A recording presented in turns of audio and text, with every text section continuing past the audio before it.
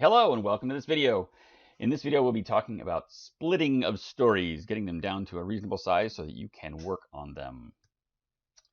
Just a brief overview of a couple of things before we get into splitting them. Reminder that story cards are a promise of a future conversation. They are supposed to be high level, just the reminder that helps you remember when you get there what you wanted to talk about. Remember the invest criteria. If you don't remember it, go back to another video and check that one out. The invest criteria is critical for splitting stories well. You need to make sure that any story that you split still meets the invest criteria. And what if they aren't? What if they aren't was referring to the S in the invest criteria. And if you remember, S means sized appropriately or small. And if they are not sized appropriately, then you have to do what we call story card splitting. You need to split the story into smaller pieces. When you do that, you need to be really careful, because if we follow our traditional way of doing things, we tend to want to break things down into what we need to do to make it happen. And that's the wrong perspective. You need to not be thinking about the do, but more thinking about what is the outcome we're looking for. So we need to focus on the features that we're trying to provide. That's why we write these in story form. If you don't, you'll wind up just getting a taste of the frosting, right? So what you want to split a story so that it is what we call a vertical slice.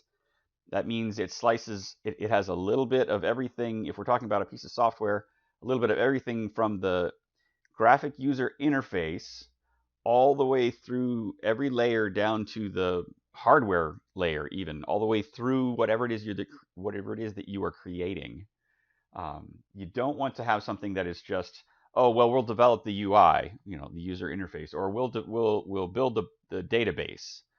If you're doing that, then you're not actually delivering an increment of value. You're delivering a piece of something that in the future may not integrate well and might not serve the purpose that you're hoping that it will. There's too much volatility in most projects. That's why you take an agile approach. So what we want to do is slice it vertically, so you get a little slice from every layer, top to bottom. Because who wants to eat cake when you're just going to eat the frosting? Well, maybe some little kids do, but you want to get that vertical slice from beginning to end. Looking at this again, what this helps provide us is a lot of things. If this is our view, remember we were talking about the entire project, looking at it like this. Now I want to thinking of a card, right? One story that's too big, like this. If we just think of it as one story, then it's all muddled together and gets muddy. But if we can separate those out into their component pieces, right? Each one of those being not a piece of a system, not a piece of just a piece of the system, but a vertical slice of value to the customer. And make sure that you're hearing me on that. It's not one component, but it is a feature. And then you can take those pieces and recognize which ones, even within a story, are more important. And there'll be other ones that are less important. So then you can apply the 80-20 rule and say, we are going to implement the parts of this bigger story in order of their priority, even within a sprint. So it may actually be that you get through a sprint and you get through this far, and you're showing this to the product owner, and they say, you know what, that's enough.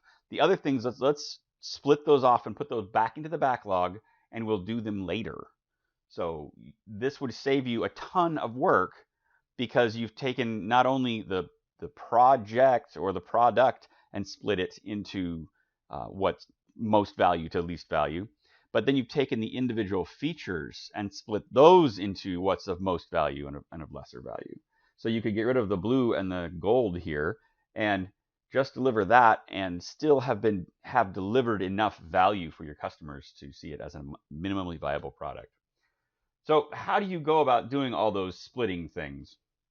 Well, the fact is that every story splitting is more of an art than a science. If you remember artwork versus part work from the earlier class. This is one of those places where it's much more on the artwork side of things than it is on the part work side of things. There is no single right answer to how to break a story, but you want to break the stories down so that they're small enough to consume within a sprint. I like to make stories, well, there's several rules or guidelines. I like to talk it over with the team actually and see what they want to do, but I have some guidance to select among possible options. One of them is a story should be able to be completed in essentially a quarter of a sprint, just a couple days. Or stories should be split down so that they can be completed in one day. Those two are probably my favorite guidelines for how big stories should be. And again, this is your gut. We'll get to the estimation section and we'll talk about a little bit more of the work that goes into sizing the stories, but want to just make sure that you're sizing them down so that you can get multiple things done within a sprint and see progress, right? There's all kinds of emotional and psychological benefits for seeing the progress like that. There's the benefits of just the endorphins that you get, and showing your customer that you're making progress. Also, seeing how much you're able to actually get done helps you see how long the project's going to take. So lots of reasons to make the story small enough to get done within a sprint. So if you're looking at how to split a story, like it says here, feature teams will tend to break features on sub-features, and test-driven teams will tend to break them on test cases. If you're component teams, they'll try and break them on sub-component systems. Keep them vertically sliced though, so be careful with that. This is one of the rules that I've had before. If it's larger than one person for half a sprint, you must break it down. That's been an MMFT, minimally marketable feature test, right? Is the piece of work that you're delivering a minimally marketable feature? That was the phrase we used to use before Lean Startup started using the MVP, which is actually substantially different than the MMF, but people use those terms interchangeably. Please don't. Recognize a minimally marketable feature is just that, a feature that is small enough that your marketing team could go out and market it. That is not to say that it is an MVP, minimally viable product, which would be multiple MMFs, right? So to have the minimally viable product, you have to have enough there that the customer would be able to get it, understand it, right? What you're trying to do, and find value in it. An MMF is something that you would add to that to incrementally improve it, right? To make it increase in size. Makes sense. All right. So more ways to split a story, and I highly recommend you go to agileforall.com and check out Richard Lawrence's new story resource. It's a great graphic, and I've actually at my clients sometimes had them print that off on an e-size drawing on a plotter and hang it up on the wall so that people can know these different patterns so that they don't get frustrated when they're trying to split stories. There's a million different ways to split stories, right? You can split it on how does the workflow go. You can split it on the business rules. You can split it on implementation, right? Going to implement this and then the rest of this. So that was the example I was using earlier. You could split a complex story, try and split off a simple version of this complex story. You can split it on the types of data that you're going to have. You can split it on the data entry, complexity, blah, blah, blah. I'm not going to read all these things to you because you don't need me to read them all to you. The CRUD one down there is probably a legacy. I've been using this deck for a long time, and most software these days, most languages actually allow you to build all CRUD at the same time. But back in the day, you weren't able to do that, so you would split it on create and then read and then update and delete. Each one of those is a discrete element and could be built separately.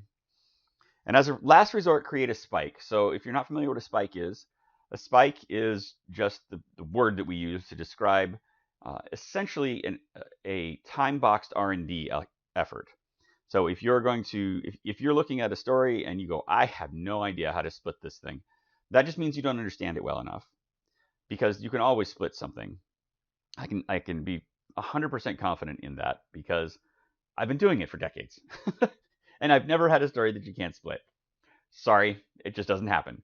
By the way, you go home every day and you've finished something to a point where you feel comfortable leaving it. So anyway, a spike is an effort that is time boxed, that is just for research. We are going to find out more about this. So you say, as the development team, hey, we don't understand this story here, Mr. and Mrs. Product Owner. We need some time to research it. So we're going to take X amount of hours. We're going to take one person for 40 hours out of our 2-week sprint. So one person is going to take the whole sprint, basically, because you don't actually work 40 hours in 1 week. You work it in 2. So that person's going to take the entire sprint, or a couple people are going to take half the sprint, or whatever it is you do, and just work on researching this. And they're going to do prototyping, and they're going to do paper prototypes and mock-ups and whatever they can do to understand this feature and what it really is and how we can split it. So moving on from there, your stories that you're splitting need to have good acceptance criteria. And this is one of those elements that we didn't talk about when we were talking about initially about stories, but all the stories that you write need to have clear, useful acceptance criteria. And acceptance criteria people get wrapped around the axle on sometimes. It's really very, very simple. If the product owner came to you and said, hey, thanks for working on feature 125B, or feature load the shopping cart. Are you done? Yes, product owner, I am done. Okay, show me how you're done. Prove it to me that you're done. What would you do? That's the acceptance criteria, right? You would show the product owner that it does all the things that product owner expected it to do, right? You would show, that it does these things and it doesn't do those things, and it doesn't have errors in this, and it returns the right data for that. The shopping cart numbers add up. It adds the tax in, that when you press submit, that it actually submits to the database and makes the calls to the whatever processing, the credit card processing systems, et cetera, et cetera. You would go through a set of steps. That's your acceptance criteria. So when you're writing the card, you want to be thinking about, what are my acceptance criteria? This is a great place for if you have testers who are separate from your developers, right? I think of dev and test as one group of people. They are developers, because that group of people develops the software as a unit. There is no hierarchy between developers and testers. They're all developers, right? Coders and testers. They're all just developers.